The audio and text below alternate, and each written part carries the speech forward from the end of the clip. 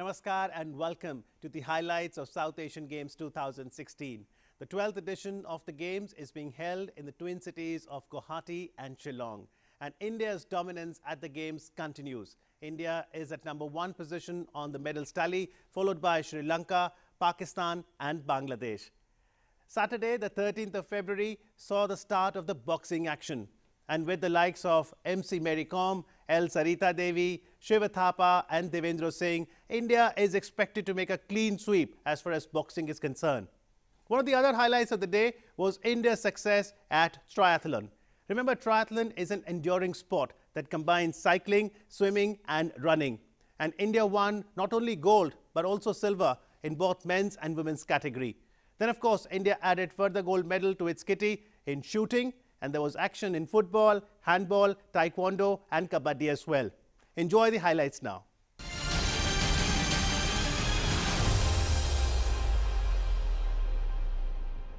And in the World Military Games. 12वें South Asian games 2016 के अंतर्गत पुरुषों की स्पर्धा में 6 पुरुष भाग ले रहे हैं। 2 भारत से, 2 नेपाल से और 2 श्रीलंका से। भारत के ट्रायथलीट्स हैं गुरुदत्त और दिलीप कुमार। नेपाल के हैं रुद्र कटवाल और टिकाराम थापा। श्रीलंका के हैं नुवान कुमारा और लकरुवान।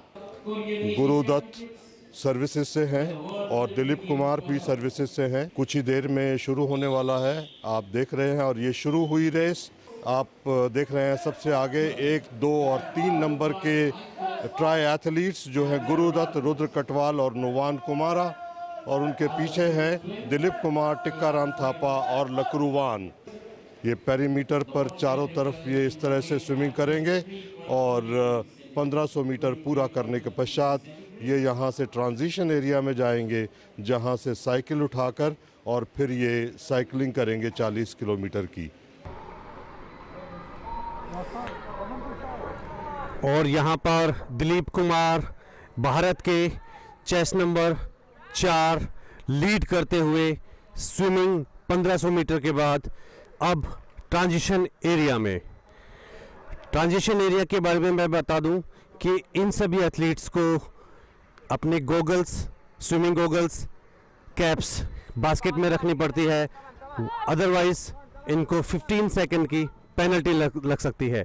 और ये दिलीप कुमार साइकिल लेके रवाना, स्पीड पकड़ते हुए, और एक अच्छी खासी लीड यहाँ दिलीप कुमार ने बना ली है। और ये भारत के ही दूसरे एथलीट गुरुदत्त सेकंड पोजीशन पे चलते हुए यहाँ पे ट्रांजिशन एरिया में 1500 मीटर स्विमिंग के बाद। भारत के गुरुदत्त दूसरे नंबर पर हैं। ये प्रथम लैप चल रहा है और जिसमें ये आधा लैप गुरुदत्त ने पूरा कर लिया है। 40 किलोमीटर का ये दूसरा चरण है जिसमें साइकिलिंग होनी है और इसके पश्चात रनिंग होगी। काफ़ी लंबा फासला बाकी राइडर्स के बीच में हो चुका है, क्योंकि भारत के दिलीप ने दूसरा लैप पूरा कर लिया है और बाकी जो भी राइडर्स हैं उनका अभी एक लैप पूरा हुआ है। और ये यहाँ पे भारत के गुरुदत्त दूसरी पोजीशन पे चलते हुए दिलीप कुमार के पीछे वर्ल्ड मिलिट्री गेम्स में साउथ कोरिया इंचियोन में पार्टिसिपेट कर चुके हैं। और यहाँ पर नेपाल के टिकाराम थापा पिछड़ते हुए ये अपने तीसरे लैप के लिए अग्रसर। और यहाँ पर मेन सेक्शन में दिलीप कुमार भारत से लीड करते हुए ट्रांजिशन 2 एरिया में 40 किलोमीटर साइकिल कंप्लीट करके रनिंग के लिए तैयार। और ये निकल पड़े हैं 20 किलोमीटर रन के लिए लीड करते हुए दिलीप कुमार।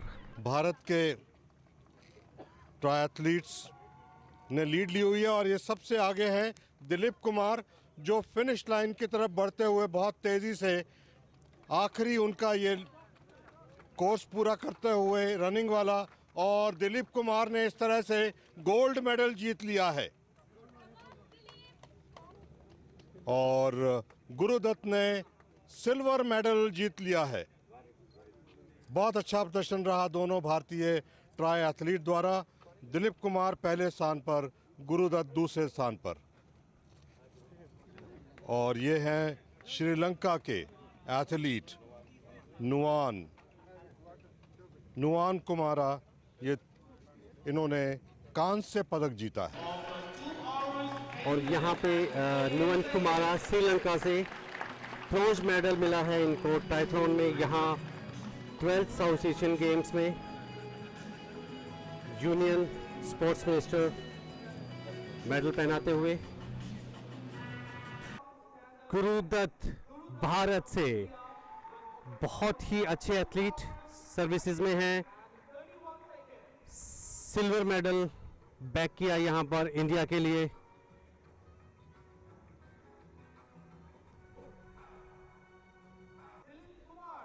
दिलीप कुमार यहाँ पे भारत के लिए गोल्ड जीता है इन्होंने। बहुत ही गर्व की बात भारत के लिए, सभी देशवासियों के लिए। मेडल, अपना गोल्ड मेडल पहनते हुए यूनियन स्पोर्ट्स मिनिस्टर से गर्व की बात। ये भी सर्विसेज से हैं।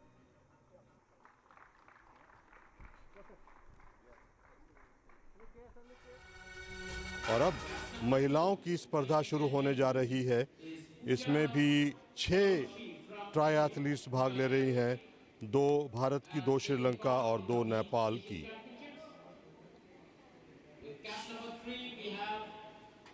कैप नंबर 1 में है श्रीलंका की गायानी, 2 में है भारत की पूजा, 3 नंबर में है दिनुषा डिसिल्वा श्रीलंका की, 4 में है पल्लवी रेड्डीवाला भारत की, और 5 नंबर में है याम कुमारी नेपाल की, और रोजा केसी नेपाल की 6 नंबर कैप में। तो भारत की इसमें पूजा और पल्लवी। इसी के साथ ये शुरू हुई।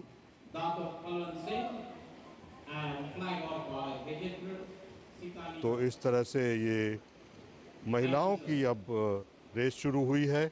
महिलाओं का जो डिस्टेंस होता है वो पुरुषों के मुकाबले आधा होता है। इनमें 750 मीटर की स्विमिंग होएगी, 20 किलोमीटर की साइकिलिंग और 5 किलोमीटर की रनिंग। तो यहाँ पे उनको 5 लैप्स पूरे करने पड़ेंगे। और यहाँ पर महिला वर्ग में भारत की पूजा चौरसिया लीड करते हुए 750 मीटर स्विमिंग के बाद ट्रांजिशन एरिया में, और ठीक उनके पीछे हैं भारत की ही पल्लवी रेतीवाला सेकंड पोजीशन पे चलते हुए। दोनों एथलीट्स अपने साइकिलिंग गियर पहनते हुए माउंट एरिया की तरफ जाते हुए दोनों एथलीट्स। और ये माउंट एरिया, यहाँ पर माउंट होते हुए दोनों एथलीट्स, और ये साइकिलिंग 20 किलोमीटर के लिए स्टार्ट। यहाँ पर तीसरे नंबर पर Sri Lankan athlete Kayani दसैंका transition area में 750 मीटर की स्विमिंग के बाद अपना साइकिलिंग गियर पहनते हुए, और ये उन्होंने साइकिल उठाई दौड़ते हुए माउंट एरिया की तरफ। यहाँ ये जो रेड फ्लैग आप देख रहे हैं, यहाँ माउंट एरिया है। इसके बाद ही एथलीट साइकिल पर सवार हो सकते हैं। और यहाँ पर इंडिया की पूजा चौरसिया और इंडिया की ही पल्लवी रेतीवाल पहली और दूसरी पोजीशन पर चलते हुए अपने सेकंड लैप के लिए। यहाँ पर श्रीलंकन एथलीट दसायंका अपना एक और लैप कंप्लीट करते हुए, और यहाँ पर वुमेन ट्रायथलॉन दोनों भारतीय एक साथ अनमाउंट होते हुए साइकिल से। पूजा चौरसिया पहले नंबर पर, पल्लवी रेतीवाल दूसरे नंबर पर। पूजा के बारे में मैं बताना चाहूँगा कि वो 7 बार कंटिन्यूअस नेशनल चैंपियन रह चुके हैं। एशिया कप्स में भी उनके 3 मेडल्स हैं, 2 bronze medal, 1 silver medal. Pallavi Retiwala भी 3 बार चैंपियन रह चुकी हैं नेशनल्स में। 2015 नेशनल्स में केरला में उन्होंने पार्टिसिपेशन भी किया था। और ये देखिए दोनों भारतीय अपने तीसरे सेगमेंट जो कि रनिंग है 5 किलोमीटर की निकल चुके हैं। अपना ये लैप पूर्ण करते हुए श्रीलंका की दिनुषा डे सिल्वा और ये भारत की एथलीट पल्लवी कुमार पहले स्थान पर चलते हुए फिनिश कर रही हैं अपने ट्रायथलॉन। महिला स्पर्धा में इस समय सबसे आगे भारतीय महिला हैं और भारतीय दोनों महिलाओं ने बहुत ही अच्छा प्रदर्शन किया, पूजा ने और पल्लवी ने। और इस समय टेप की तरफ, फिनिशिंग लाइन की तरफ आती हुई भारतीय महिला पल्लवी, और इस तरह से पल्लवी ने गोल्ड मेडल जीत लिया है। बहुत ही अच्छा प्रदर्शन पल्लवी रेतीवाला, जिन्होंने पहले फिनिश किया और बहुत अच्छा प्रदर्शन किया। और इस तरह से पूजा ने दूसरे स्थान पर फिनिश किया और सिल्वर मेडल जीता है। तीसरे स्थान पर नेपाल की रोजा केसी आ रही हैं। रोजा केसी ने कांस्य पदक जीता है। Third place bronze medal goes to Roja KC. Nepal के लिए बहुत ही गर्व का समय, अपना मेडल ग्रहण करते हुए रोजा केसी, इन्होंने रजत पदक जीता है नेपाल के लिए। पूजा चारूसी भारत के लिए सिल्वर मेडल जीता है इन्होंने। पूजा गुजरात से, बहुत ही प्राउड मोमेंट पूजा के लिए, पूरे देशवासियों के लिए। स्वर्ण पदक जीता है यहाँ पर पल्लवी रेतीवाला ने भारत के लिए। बहुत ही अच्छी एथलीट, ये भी गुजरात से आते हैं। प्राउड मोमेंट पूरे देश के लिए, पल्लवी के लिए, रेतीवाल फैमिली के लिए। गोल्ड मेडल और सिल्वर मेडल भारत के खाते में। and Mr. Sushil Chowdhury.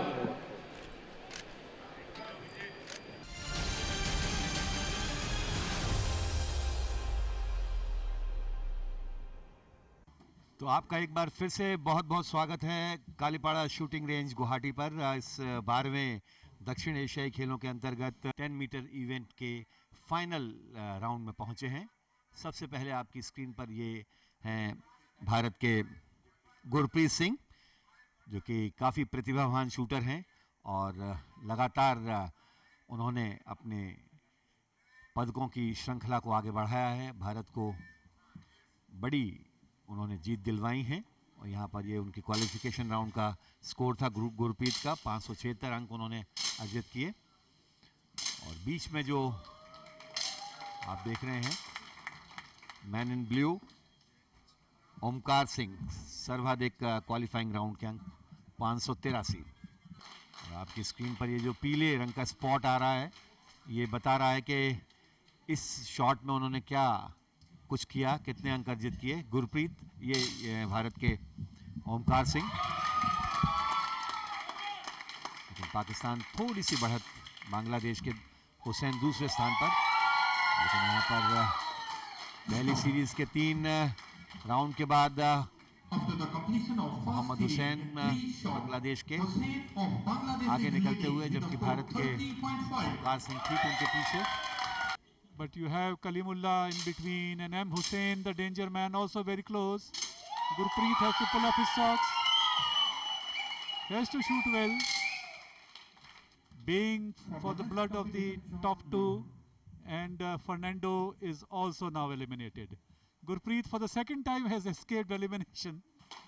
और इस गोली के चलने के साथ ही ये फैसला होगा। और ये 9.9 पर ये ओमकार सिंह विभूति 8.8। भारत का प्रदर्शन कोई बहुत ज़्यादा उम्दा नहीं और अख्तर वहाँ पर आगे बढ़ते हुए तीसरे स्थान पर आ गए। और यहाँ पर खान कलीमुल्ला पाकिस्तान के बाहर होते हुए इस राउंड के बाद, लेकिन भारत के ओंकार सिंह ने अभी भी बढ़त बनाई हुई है।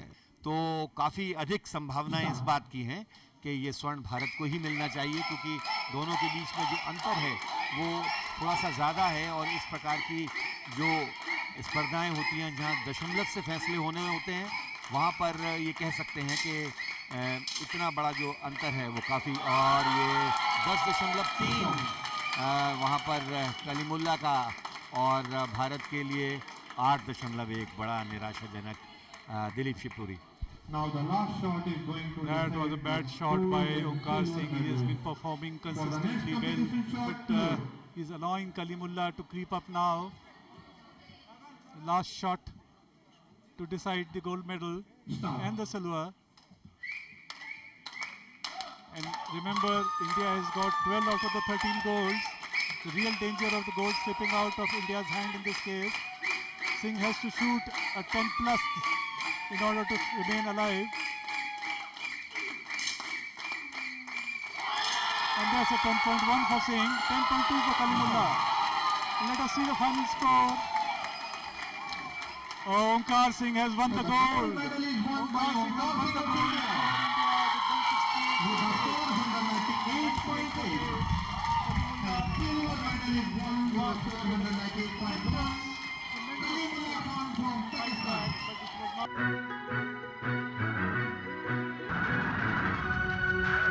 कालीपाड़ा शूटिंग रेंज गुवाहाटी, और ये रजत पदक विजेता भारत के विभूति जितेंद्र जिन्होंने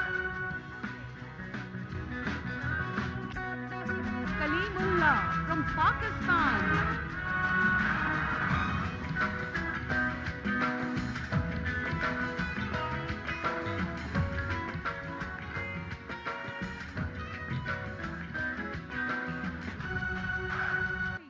सबसे अव्वल भारत के मेजबान ओंकार सिंह स्वर्ण पदक विजेता इस 10 मीटर एयर पिस्टल मेंस की इस स्पर्धा में 198.8 अंकों के साथ अपना। The shooters now strive to compose themselves as they prepare for the finals. Series 1, 25-meter pistol for women, about to commence in front of you. There you see the mock drill, so it's not necessary that you practice your posture with the weapon, but you also prepare your posture without the weapon as well.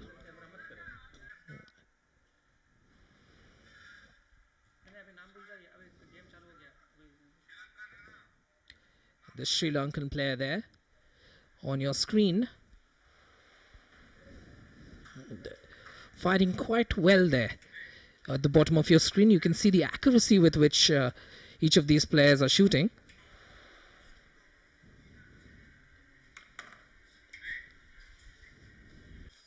एक एक point को अर्जित करना इस समय final में एक बहुत कड़ी चुनौती है, लेकिन राही सोनवर्थ जिनका इस रैपिड फायर स्टेज पे अच्छा कंट्रोल होल्ड रहा है सदा से, अपने आप को एक बार फिर से सिद्ध करते हुए सबसे आगे लीड बनाए हुए हैं।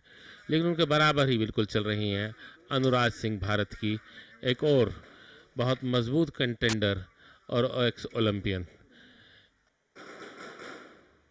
और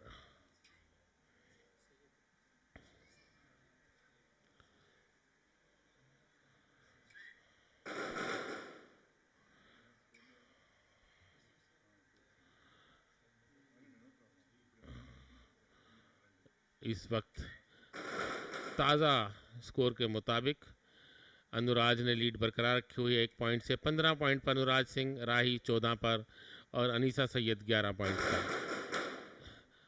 नसरीन फरहत 9 पॉइंट से चौथे पोजीशन पे स्ट्रगल करते हुए एक अच्छी कड़ी चुनौती पेश कर रही है, मैं कहूँगा, पाकिस्तान की शूटर नासरीन फरहत, जिन्होंने चौथा अंक अभी तक चौथा स्थान अर्जित कर रखा है और भारत की अनीसा सैयद को अच्छी टक्कर दे रही हैं, 2 अंक पीछे हैं उनसे। इसमें कोई शक नहीं कि अनुराज सिंह अभी अंतिम पड़ाव पर नज़दीक पहुंचते हुए राही सोनावर्त से कुछ आगे निकल गई अपने अनुभव का फायदा उठाते हुए। इस वक्त स्क्रीन पे आप देख सकते हैं राही को।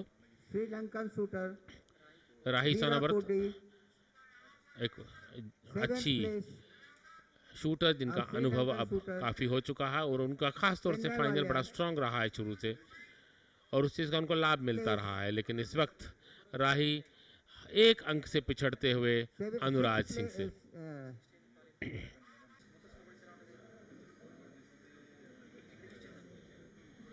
सभी एलिमिनेशन राउंड फाइनल्स का 5 सीरीज के बाद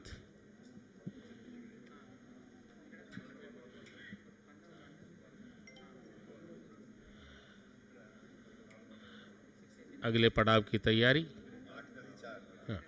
और 4 शूटर्स राही सोनावर्त, अनुराज सिंह, नसरीन फरत और अनीसा सैयद। इसके बाद इन चारों में से ही 3 को मेडल मिलना है और एक खिलाड़ी को बाहर जाना है। That's Anisa Syed of India.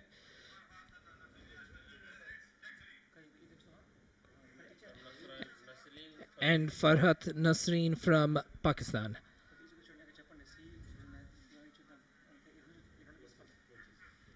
What this means is, for sure, it's a guaranteed gold and silver for Team India. It remains to be seen whether we can make it a clean sweep, with Anisa also joining the other 2 on the podium. Farhat in the far corner and Anisa on the end, closer to the camera.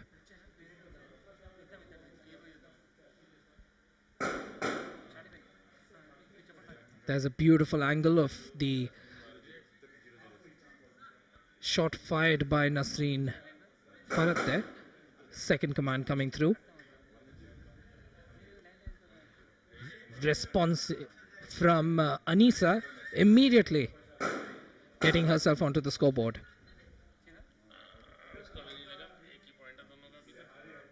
Both of them neck to neck, 1 point each. Nasreen with her next attempt. Buzzer goes green, 2 each. Even Stevens.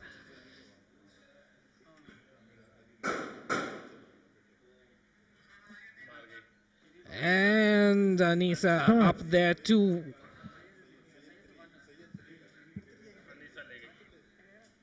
Anisa first series, up 3-2. Syed Anisa is leading by 3 points and Nasreen Farhat 2 points. We are in the medal fixture, the 25-meter pistol for women. The bronze medal being decided and fought hard between Anisa Syed of India and Farhat Nasreen of Pakistan. Both these shooters now in a shoot-off after the ISSF rule change, trying to make shooting as a sport much more viewer-friendly and exciting for the audience. A head-on duel of sorts between these two. The contest on for picking up a bronze medal. Confirmation for India grabbing the gold and the silver. The shoot-off for the exact placements on that will be coming soon. But here it is, Pakistan versus India, one of those dream fixtures when it comes to friendly neighborhood contests. And Farhat there on your screen. A picture of concentration. Nailing that 4th pellet. But on your screens, Syed Anisa taking her performance to the next level. 5-on-5 on this occasion. Deep. All 5 hits. वास्तव में अगर कहा जाए तो बहुत बेहतरीन प्रदर्शन इस बार अनीसा सैयद ने करके दिखाया है। 5 शॉट लगातार अंक अर्जित करना, 10.30 पर मारना एक वाकई कठिन कार्य है।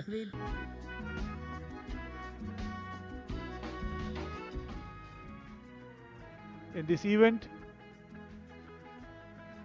they, I'm sure, would be short of ammunition, short of good pistols, short of good coaches, but they made the best of it and came up with some stupendous performance. a tradition here with Assam, made of Assam silk, which is again a very famous commodity here in the Northeast. 7 states of Northeast are called the Seven Sisters, and they are all very sports-minded, all very fond of sports, and this for years and years to come, for them to tell their family they had won the gold in the team event and in the individual event in Guwahati in 2016.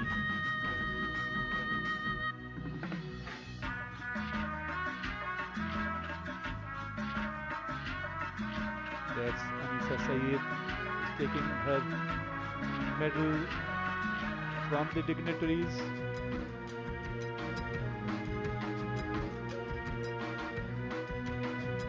A proud moment for India, a proud moment for Indian shooting.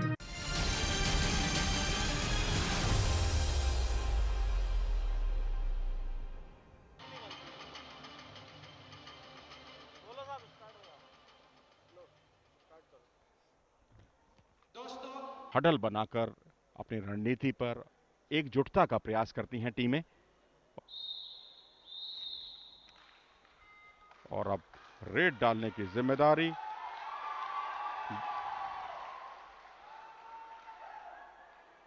ये देखिए, बाएं छोर से आक्रमण शिला अख्तर का, और ये कल चलती कबड्डी से आउट करने में कामयाब रही भारतीय खिलाड़ी प्रियंका नेगी। हिमाचल प्रदेश पुलिस में सब इंस्पेक्टर पद पर कार्यरत, और यहां अच्छी शुरुआत, अच्छा आगाज, 1-0 से भारतीय टीम आगे। और अब फरजाना रूपाली अख्तर बिल्कुल बीचों बीच उन्होंने शुरुआत की, फुटवर्क का बहुत अच्छा इस्तेमाल, और वहीं साइड किक की खूबसूरती के साथ, लेकिन बिना किसी कामयाबी के। और सेंटर से जो खिलाड़ी आक्रमण करता है तो वो काबिले तारीफ होता है, उस पर बहुत अहम जिम्मेदारी होती है, और अपनी तीसरी नजर पर उसे ध्यान देना होता है। अभिलाषा महात्रे, ऊंची कदकाठी की अर्जुन पुरस्कार विजेता, महाराष्ट्र सरकार में कार्यरत, और इस तरह से भारतीय टीम 2-0 से आगे। Tuktuki Akhtar raiding, but she has been pushed away. She was not able to get back home safely. So that is the way India has added on to the score, and India stays up at 3. The Indian raider, that is number 5, Payal Chaudhary from Kolkata, employed in Southeastern Railway, and giving the tussle, that was the raider from Bangladesh who was lifted out of the courts. और इस आखिरी league match में भारत इस समय 20-5 से आगे। Snehal right flank से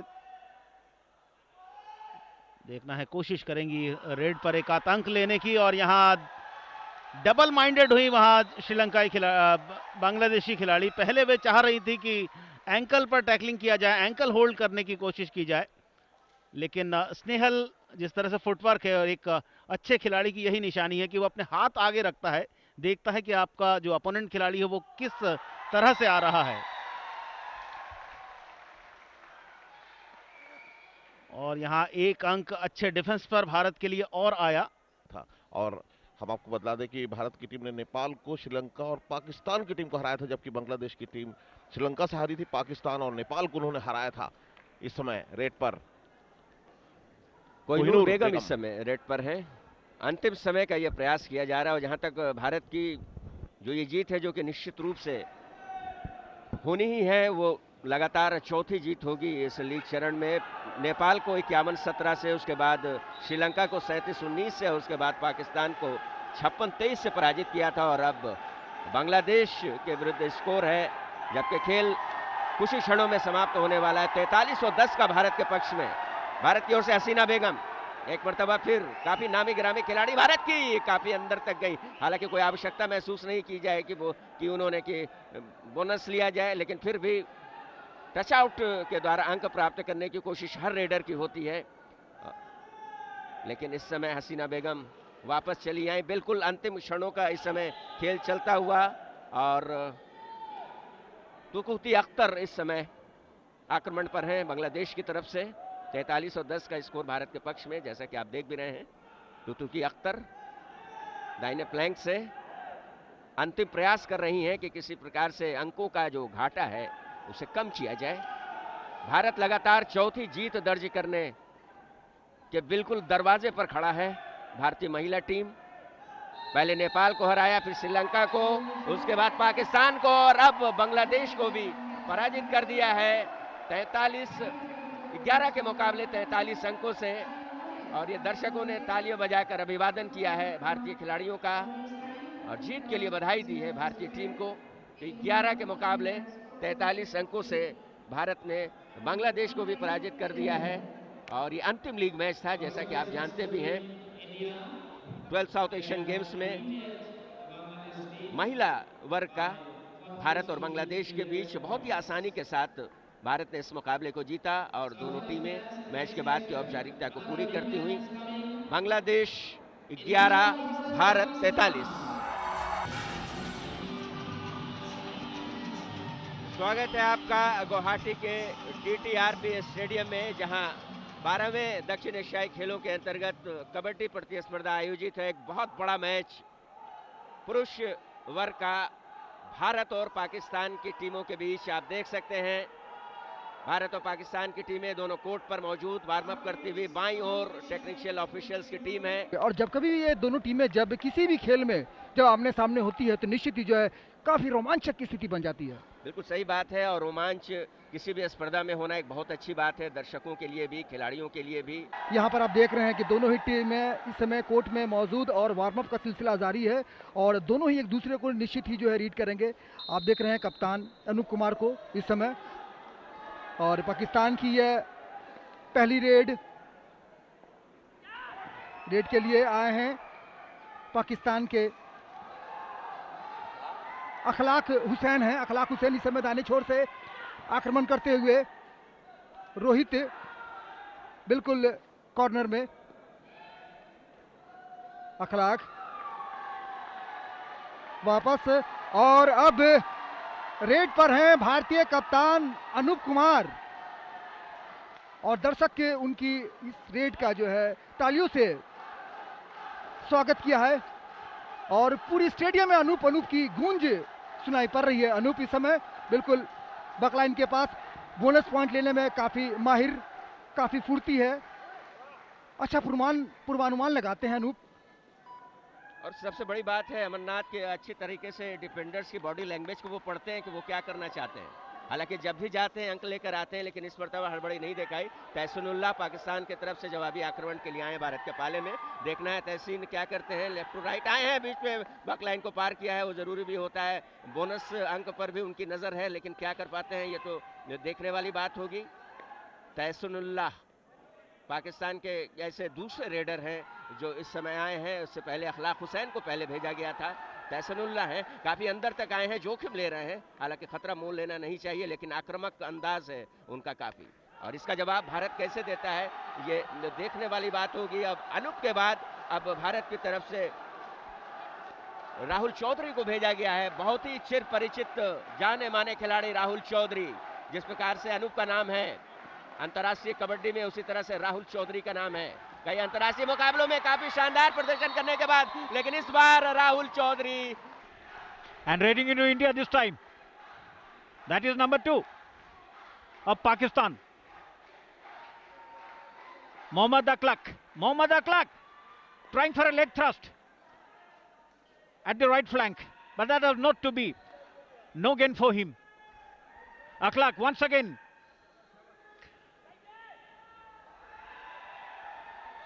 Could spell danger, but Team India doesn't take any chance and allows him to go back. Anup Kumar with the raid now. Doesn't want to take any risk, but however the intention is to widen the gap.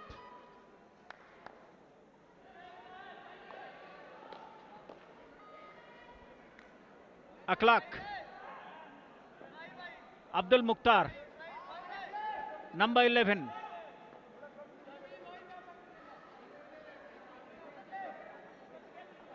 Abdul Mukhtar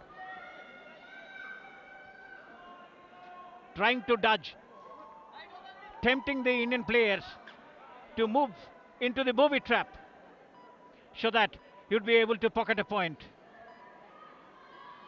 But on the opposite, the Indian players are quite formidable, quite calculated, never making a mistake. Once again, this is Anup Kumar.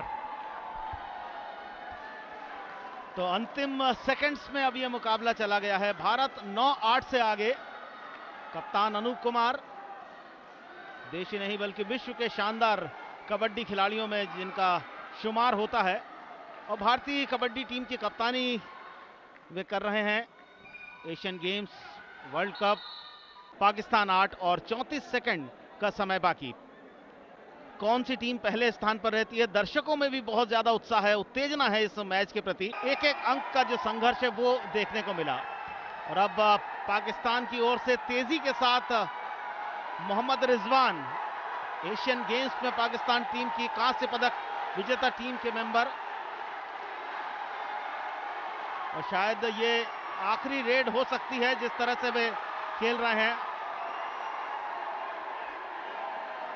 और अपने मोहम्मद रिजवान अपने हाथ उठाए और जैसा उन्होंने संकेत दिया था कि उन्होंने टच कर दिया है भारतीय खिलाड़ी को, वैसा कुछ नहीं हुआ। और अब अनूप कुमार, निर्णय में कोई परिवर्तन नहीं, सेकंड्स कंप्लीट होते हुए, और इंतजार है शायद अनूप कुमार को भी आखिरी विसल का, हूटर का, कि वो बजे और निर्णय निकले कि कौन जीता है। और इस तरह से ये मुकाबला पूरा हुआ। भारत ने पाकिस्तान को 8 के मुकाबले 9 अंकों से पराजित किया और 12वें दक्षिण एशियाई खेलों में पुरुष कबड्डी स्पर्धा में पहला स्थान प्राप्त किया अपने लीग मुकाबलों में। और स्टैंडिंग निर्धारित हो चुकी है। भारत पहले स्थान पर रहा, श्रीलंका ने दूसरा स्थान हासिल किया, पाकिस्तान तीसरे स्थान पर और बांग्लादेश चौथे स्थान पर। यह है मैच का परिणाम। भारत 9।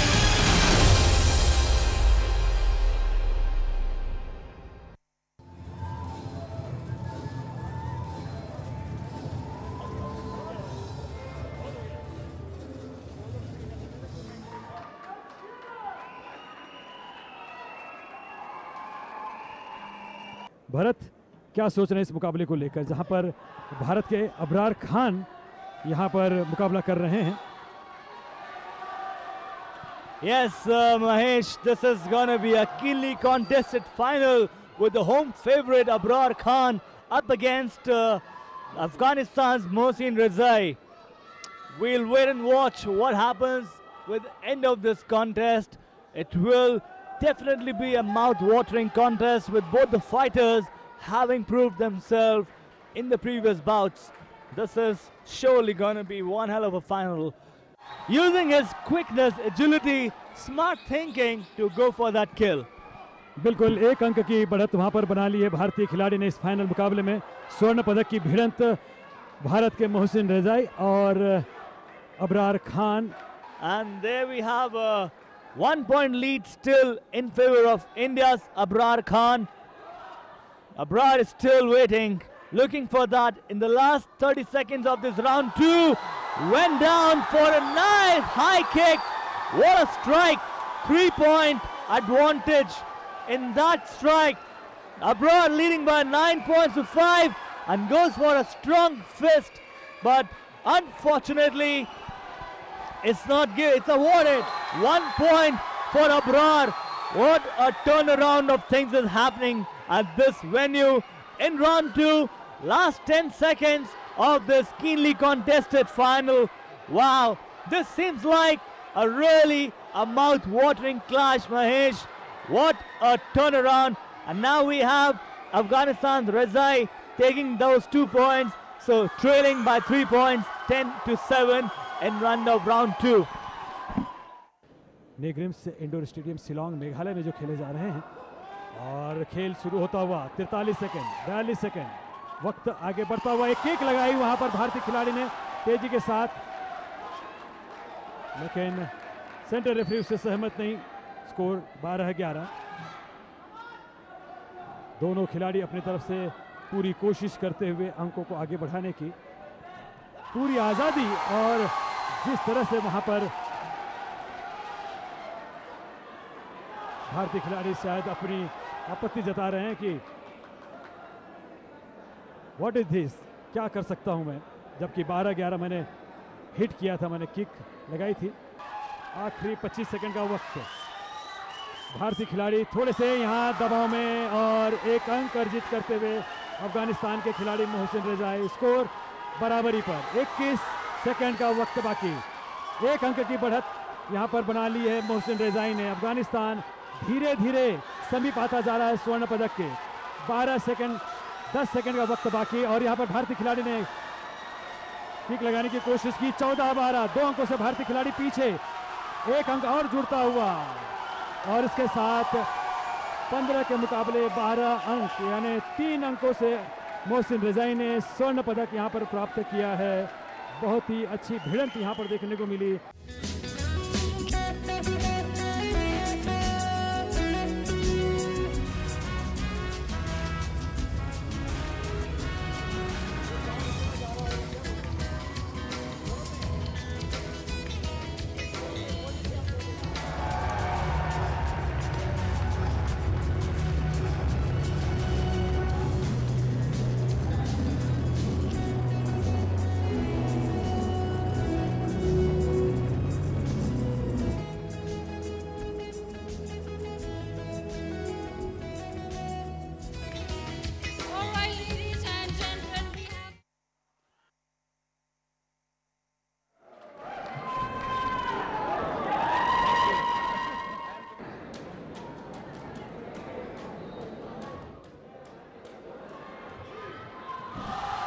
दो मिनट का ये वक्त, पहले राउंड की शुरुआत पी आनंद और रमेश हुसैन के बीच पहला संघर्ष।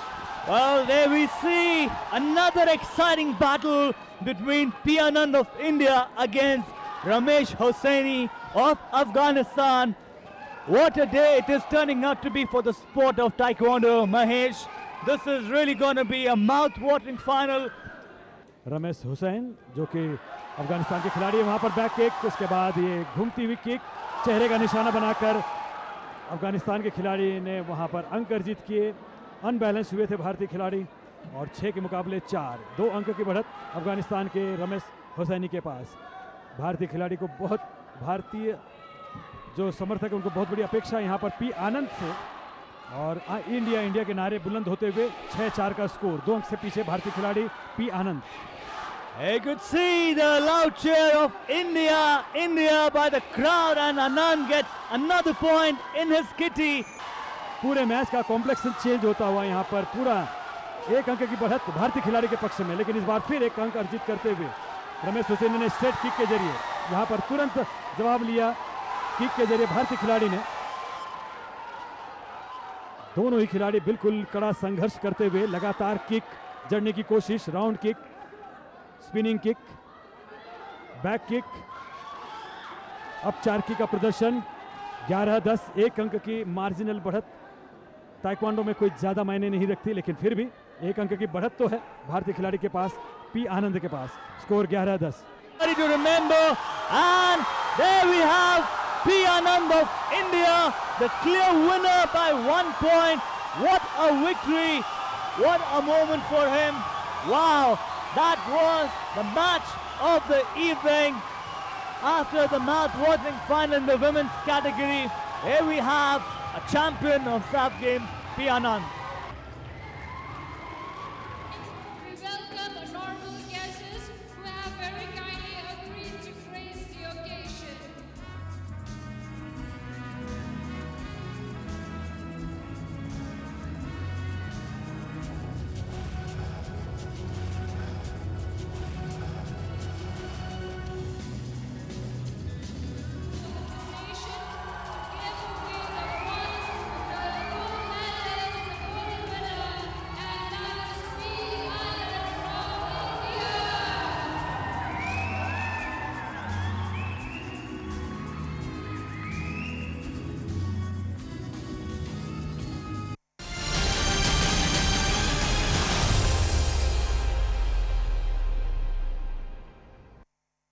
here in the women's category, and we start off with the boxing bout between Akhtar Sakhi and L. Sarita Devi.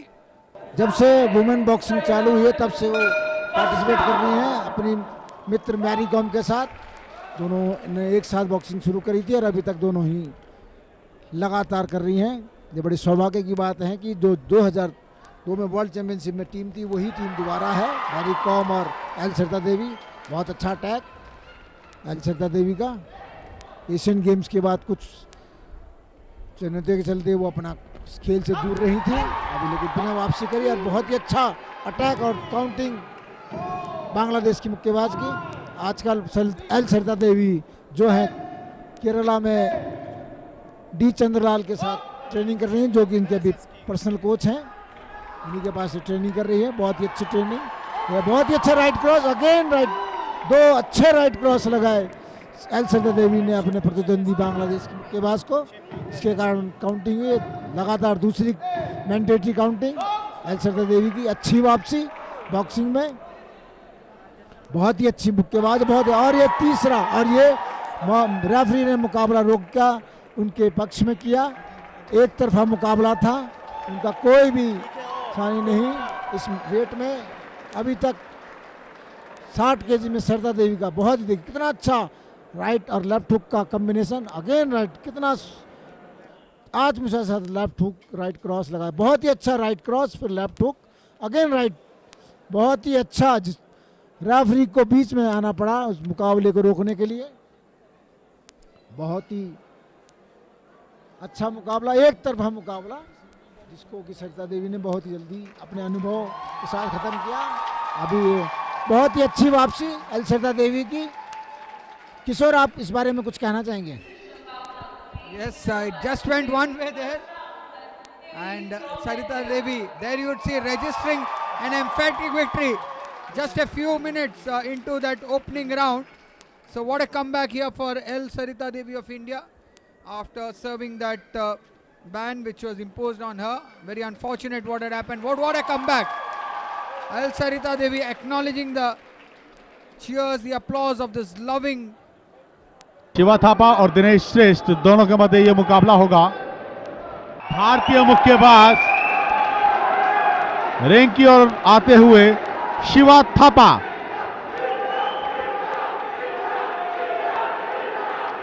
Shiva Thapa काफी अनुभवी मुक्केबाज हैं और ये इनको चुनौती दे रहे हैं।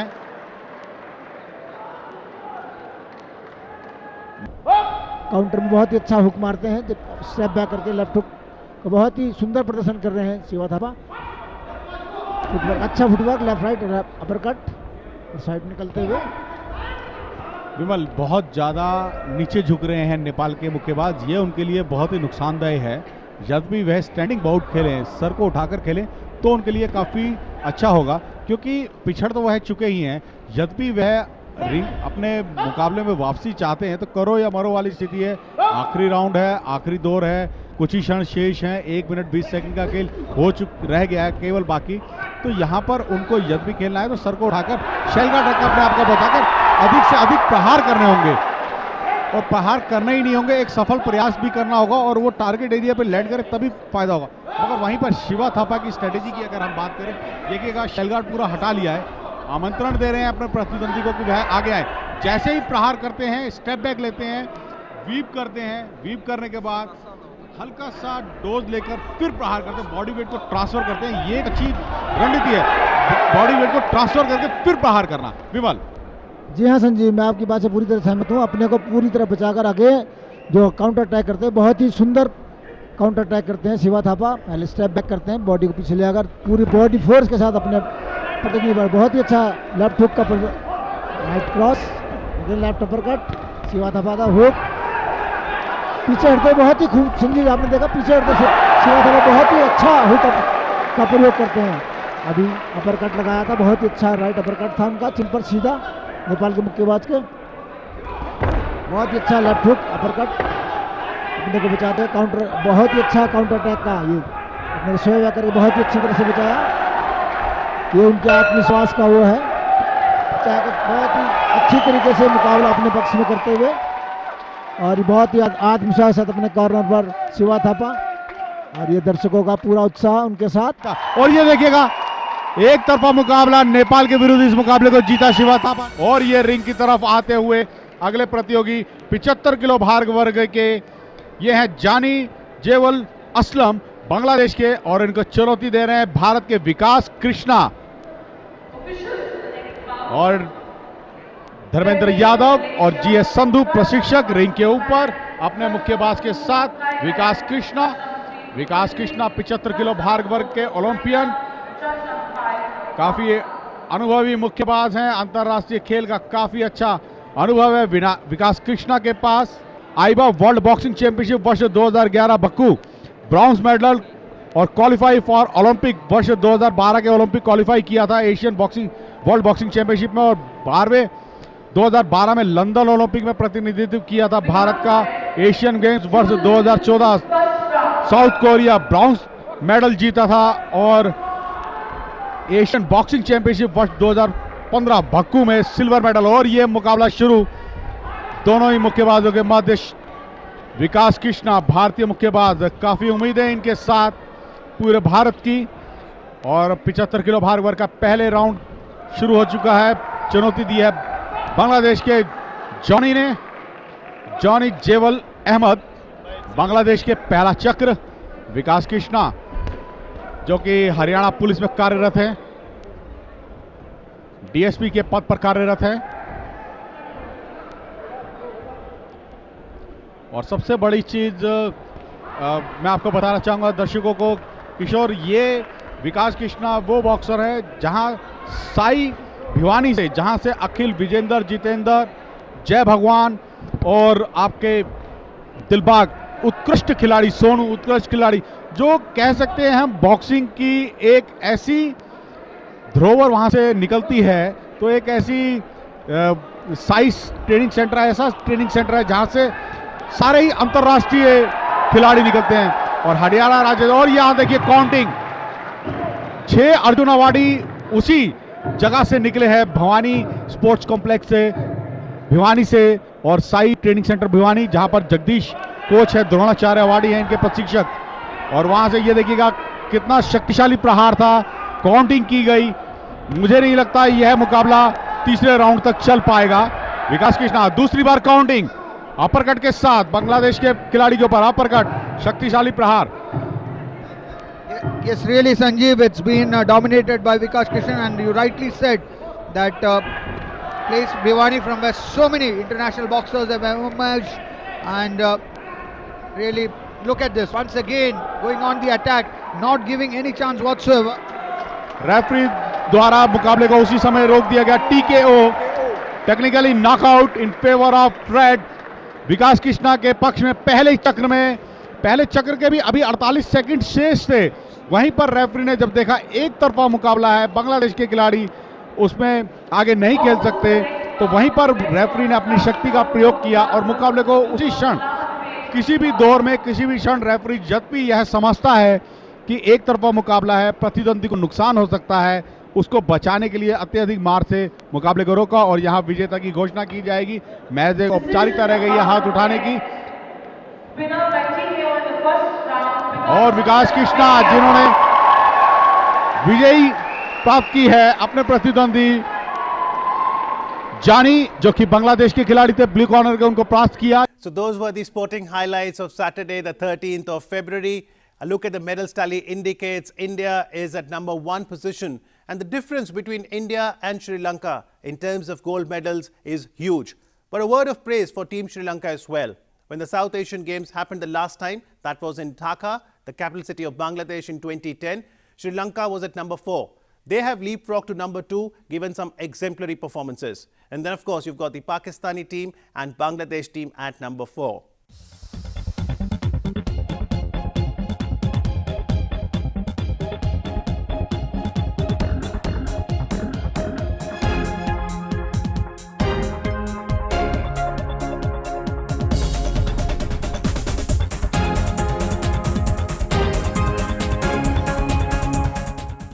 8 nations are competing across 23 sporting disciplines in the 12th edition of South Asian Games, and the sporting extravaganza continues on Sunday, the 14th of February as well.